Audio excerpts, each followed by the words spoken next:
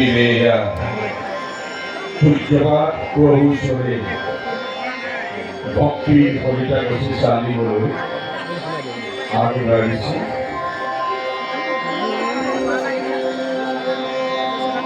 আয়োজকসকলে গুৰু ধ্বনিৰে মংগলময় পৰিৱেশ সৃষ্টি কৰক।